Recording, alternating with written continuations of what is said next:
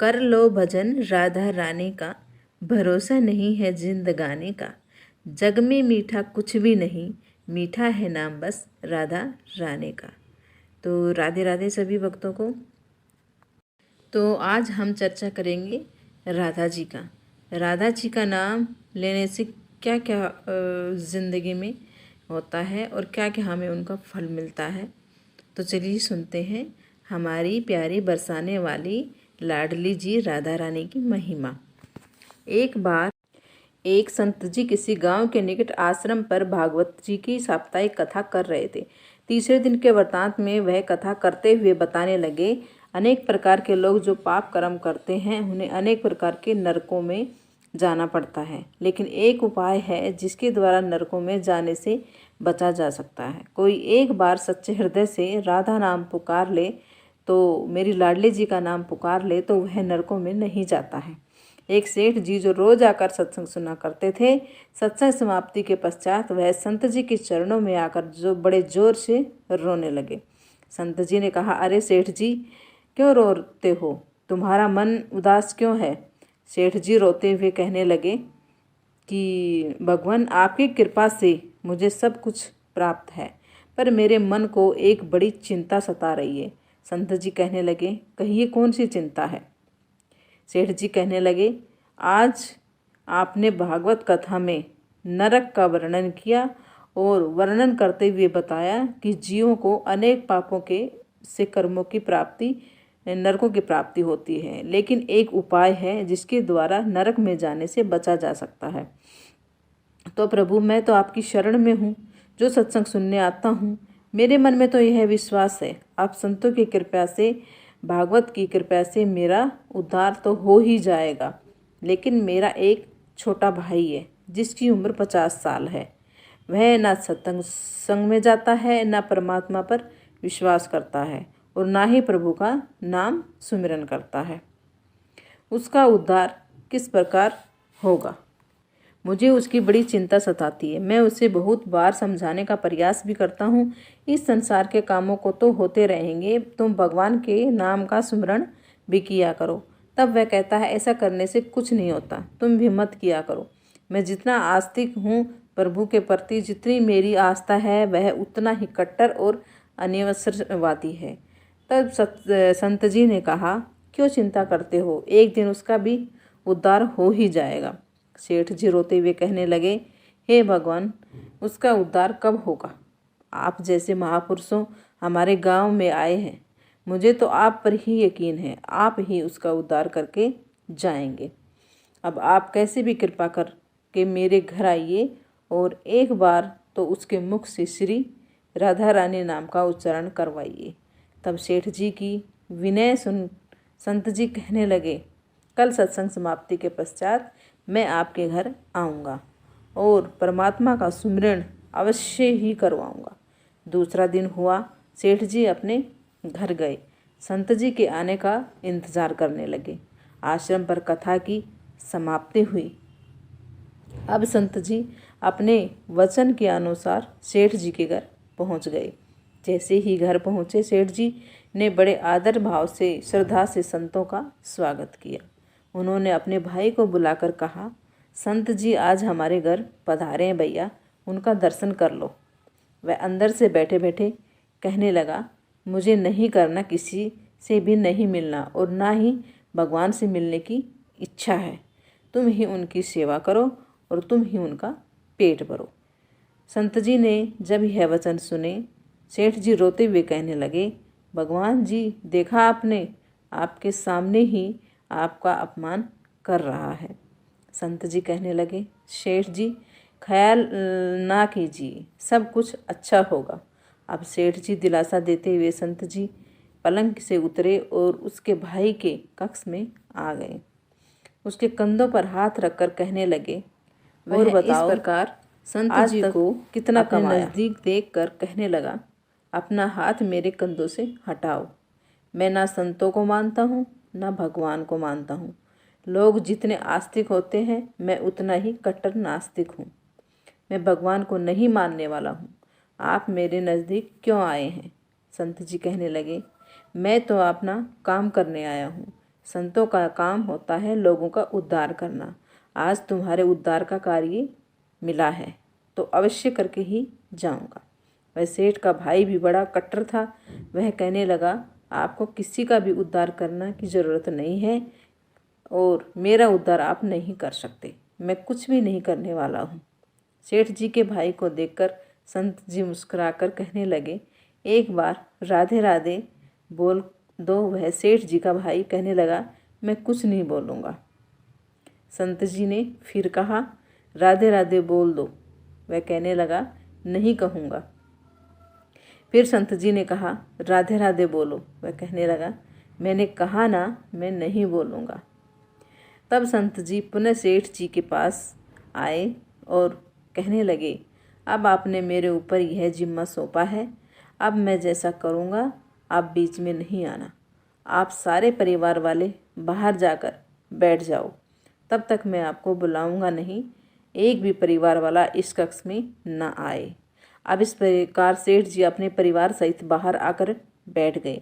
अब कक्ष में सिर्फ संत जी और सेठ जी का भाई था। संत जी ने पुनः प्रेम से कहा, अरे भाई, एक बार राधे राधे बोल दो। वह कहने लगा, मैंने आपसे मना किया ना, मैं नहीं कहता हूँ। न भगवान को मानता हूँ, न भगवान की बातें मानता हूँ। मैं कट्टर नास्तिक हूँ। संत जी पुनः उससे प्रेम से हंसते हुए कहने लगे, जितने तुम कट्टर नास्तिक हो, मैं उतना ही आस्तिक हूँ। मैंने अगर निश्चय कर लिया है, तुम्हारे मुख से राधा नाम, लाडले जी का नाम सुनकर ही जाऊंगा, और पक्का समझ लेना कि तुम्हारे मुख से राधा का नाम निकलेगा। वह कहने लगा, आप कितना भी प्रयास कर लो, मैं एक बार भी नाम नहीं लेने वाला हूँ। अब संत महापुरुष होते तो बड़े दयालु हैं, पर लीला मात्र उन्होंने क्या किया, उस सेठ के भाई का हाथ पकड़ा और हाथ पकड़कर जोर से घुमाने लगा। अब वह सेठ ठहरा 50 साल का, वृद्ध अवस्था थी। संत जी वृद्ध थे, पर संतों के अंदर भक्ति का तेज होता है। उन्होंने जोर से उसके भाई का हाथ पकड़ा, घुमाया और मरोड़ दिया। हाथ घुमाकर संत जी फिर कह सेठ जी का भाई बोला कि नहीं बोलूँगा, आप कितना ही प्रयास कर लो, मैं नहीं बोलूँगा। अब तो संत जी ने जोर से सेठ जी के भाई का हाथ पकड़ दिया और खुद उसके पेट पर चढ़कर बैठ गया और संत जी से फिर कहने लगे, बोलो राधे राधे। वह फिर कहने लगा, नहीं कहूँगा। अब तो संत जी ने उसके दोनों हाथ पकड़ उसके पैरों को बांध दिया और कहने लगा, कहो राधे राधे। अब ऐसी अवस्था में वह सोचने लगा कि यह संत तो मुझे मार ही देगा, तो उसने बिना अपनी इच्छा के एक बार ऐसे ही कह दिया, राधे राधे। जैसे ही उसने राधे राधे कहा, संत जी ने उसके हाथ पैर खोल दिए, उसके बंधनों को छोड़कर बाहर आकर कहने लगा, सेठ जी, आपका कल्याण हो गया, आपके भाई का भी कल्याण हो गया। सेठ जी कहने लगे, अंदर से बहुत तेज आवाज़ें आ रही थी। तब संत जी कहने लगे, आपने काम ही ऐसा दिया था। आपने कहा वह नास्तिक है, कभी कुछ बोलता ही नहीं है। आज आपके भाई ने राधे राधे का नाम उच्चारण कर लिया है, इसका कल्याण हो गया। अब तो मैं जा रहा हूँ, कल से पुनः मेरी कथा है। तो संत जी अब अपने स्थान पर लौट आए। सेठ जी का भाई ज़मीन से उठकर अपने भाई से कहने लगा, यह कैसे संत हैं, यह कैसे संत हैं, मुझसे झगड़ा करने आ गए, मेरे ऊपर चढ़कर बैठ गए और मेरे से कहने लगे, अगर राधे राधे नाम उच्चारण नहीं करोगे तो मैं तुम्हारे ऊपर ऐसे ही बैठा रहूँगा। उसकी बातें सुन सेठ जी कहने के लगे और हंसने लगे। तब हंसते हुए मन से भगवान को धन्यवाद देते हुए कहने लगे, हे प्रभु, आपके संत भी बड़े दयालु हैं, खुद कष्ट सहन कर भी लोगों का कल्याण करते हैं। समय व्यतीत होता गया। मुश्किल से 5-6 महीने गुजरे होंगे। अचानक एक दिन छोटे भाई का देहांत हो गया। शरीर समाप्ति के पश्चात आत्मा शरीर से अलग हो जाती है। अब आत्मा ही ऊपर यमराज के पास जाकर सारे हिसाब किताब, अब इस व्यक्ति का हिसाब किताब खोला गया। यमराज ने चित्रगुप्त से कहा, जो आज इंसान हमारे पास लाया गया है उसका हिसाब क्या है। चित्रगुप्त कर्मों का हिसाब देखकर बताने लगे, हे भगवान, इसने अपने जीवन में कभी परमात्मा का नाम स्मरण नहीं किया है, सदा पाप ही पाप किए। यमराज ने दोबारा चित्रगुप्त से कहा, जल्दी से इसका हिसाब देखो और इसने परमात्मा का नाम उच्चारण तो नहीं किया है। चित्रगुप्त ने फिर से कहा। पुनः सारा हिसाब देखा और देखकर कहने लगा, भगवान, इसने एक बार जो नाम उच्चारण किया है वह संतों के भय से किया था, दिल से भी नहीं किया था। एक बार राधा नाम का उच्चारण किया था। जीवन में पाप में अब क्या किया जाए? तब यमराज ने उसी इंसान से पूछा, एक बात बताओ, हम तुम्हें पहले राधा नाम का उच्चारण का फल दें या तुम्हें नरक में भेज दिया जाए? तब वह भक्त हाथ जोड़कर कहने लगा, भगवान, नरक में तो जाना ही है, इससे अच्छा है आप मुझे एक बार राधा नाम का उच्चारण फल दें, फिर मुझे जहाँ चाहो भेज देना। तभी यमराज जी अपने पुस्तक खोलकर देखने लगे कि एक बार राधा नाम उच्चारण का फल क्या है। उसने सारी पुस्तकें खोल डाली। उन्होंने फिर कहीं फल दिखाई नहीं दिया। तब वह विचार करने लगे, एक बार राधा नाम का उच्चारण का फल तो मुझे पता ही नहीं है। तब वह अपनी शंका से निवारण करने के लिए उस भक्त को अपने साथ लेकर स्वर्ग में आकर यमराज ने इंद्रदेव से कहा, हे इंद्रदेव, मुझे बताइए एक बार राधा नाम उच्चारण करने का क्या फल है? तब इंद्रदेव ने बहुत प्रयास किया और उन्हें भी उसका फल प्राप्त नहीं चला। तब वह सब देवता मिलकर ब्रह्म देवता के पास आए। ब्रह्मदेव ने जब उन सबको देखा तब ब्रह्मदेव उनसे पूछने लगे, यह आपके साथ इंसान कौन है? तब इंद्रदेव कहने लगे, भगवान, इसने एक बार राधा नाम का उच्चारण किया है, बाकी सारा जीवन इसने पाप किया है। हमें तो पता नहीं राधा नाम का उच्चारण का फल क्या है, इसलिए हम आपके पास आए हैं। तब ब्रह्मा जी ने बड़े प्रयास किया, राधा नाम उच्चारण का फल क्या है अब उन्हें भी पता नहीं चला। तब वह ब्रह्मदेव कहने लगे, हम सब मिलकर इसे अपने साथ लेकर भगवान शंकर जी के पास चलते हैं। तब वह भगवान शंकर जी के पास पहुँचे। भगवान शंकर जी से प्रार्थना करने लगे, हे महादेव, इस इंसान ने सारा जीवन पाप किया है, बस एक बार संतों से कहने पर राधा नाम का उच्चारण किया है। अब आप बताइए, एक बार राधा नाम उच्चारण का क्या फल मिलता है? तब महादेव जी ने बड़ा प्रयास किया पर वह भी राधा नाम की महिमा को बता नहीं सके। शंकर भगवान जी भोलेनाथ कहने लगे, अब हमें भगवान श्री कृष्ण के पास चलना पड़ेगा, क्योंकि वही राधा तत्व को जानते हैं। ऐसा सोचकर सभी देवी देवता शंकर भगवान के साथ मिलकर उस इंसान की आत्मा को लेकर भगवान श्री कृष्ण के गोलोक धाम में पहुँचे। गोलोक धाम में भगवान श्री कृष्ण राधा जी के साथ अपने आसन पर विराजमान थे।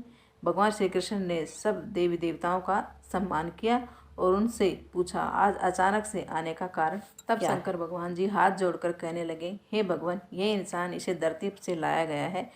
इसने अपने जीवन में अनेक पाप किए हैं, पर एक बार राधा नाम का उच्चारण किया था। यमराज जी पता न कर सके कि एक बार राधा नाम का उच्चारण का फल क्या है। तब वह इसकी जानकारी लेने के लिए इसके पास इंद्र जी के पास स्वर्ग में गए थे। फिर स्वर्ग में होते हुए ब्रह्मलोक आए, फिर ब्रह्मलोक से होते हुए मेरे पास पहुँचे। अब मैं इन सबको अपने साथ लेकर आपके पास आया हूँ। अब आप बताइए, एक बार राधा नाम का उच्चारण क्या फल हो सकता है? जब इस प्रकार बातें चल रही थी तब श्री कृष्ण के पास बैठी राधा रानी बड़े जोर से हंसने लगी। तब श्री कृष्ण जी ने कहा, तब राधा रानी कहने लगी, हे भगवान, क्यों हंसती हो? अब अभी तक राधा नाम का महत्व समझ नहीं आ सके। तब भगवान शंकर जी कहने लगे, हे महारानी, राधिका के नाम का क्या असर है, आप हमें बताइए। तब राधिका जी कहने लगी, हे महादेव, अब खुद सोचिए, इस व्यक्ति ने एक बार राधा का नाम जपा, वह एक बार राधिका के नाम जपने से स्वर्ग लोक की सैर करने आया, ब्रह्मदेव का ब्रह्मलोक में दर्शन करके आया, आपके महादेव लोक से आपका इसने दर्शन किया है। आज एक बार उच्चारण के प्रभाव से यह आपको साथ लेकर हमारे गोलोक धाम में आया है, मेरे दर्शन और श्री कृष्ण का पूजन कर रहा है। इससे अधिक राधा नाम का और क्या फल हो सकता है? तब राधिका ने इस प्रकार एक बार राधा नाम का पूरा महत्व बताया तो यमराज कहने लगे, यह तो बड़ा अनंत फल है। जो व्यक्ति नरक में जाने वाला था वह एक बार उच्चारण से सब लोगों की यात्रा कर भगवान श्री कृष्ण और राधा रानी के चरणों में उपस्थित हो गया है। इससे अधिक फल और क्या हो सकता है? तभी फिर से यमराज कहने लगे, भगवान, क्या अब इसे नरकों में जाने की आवश्यकता नहीं है? तब श्री कृष्ण जी कहने लगे, हे यमराज, जिसने एक बार राधा रानी के चरणों का दर्शन कर लिया हो वह तो कभी नरक में जा ही नहीं सकता। तब वह भक्त जो वहाँ पर राधा रानी के दर्शन कर रहा था वह कहने लगा, हे महारानी, हे माता रानी, हे राधिका रानी, मैंने तो संतों के भय से आकर आपका नाम राधा नाम उच्चारण किया था, पर जो सच्चे हृदय से आपके नाम का उच्चारण करते हैं उन्हें तो जीवन में कोई भय या कोई संकट नहीं होगा। वह तो नरकों की यात्रा में कभी निकलेंगे ही नहीं, वह तो सीधा आपके चरणों में समा जाएंगे। तो इतना महत्व है एक बार राधा रानी के नाम का उच्चारण का। जो सच्चे हृदय से जो एक बार इस प्रकार कह दे, राधे राधे श्याम मिला दे, तो राधा नाम का उच्चारण करते हुए ही परमात्मा का साक्षात दर्शन हो जाता है। तो सभी बोलिए एक बार फिर से प्रेम से, राधे राधे राधे राधे राधे। अगर आप लोगों को मेरी वीडियो के द्वारा राधा नाम का महत्व समझ में आ गया है तो मेरी वीडियो को लाइक करें, चैनल को सब्सक्राइब करें और कमेंट्स में राधे राधे जरूर लिखें। राधे राधे।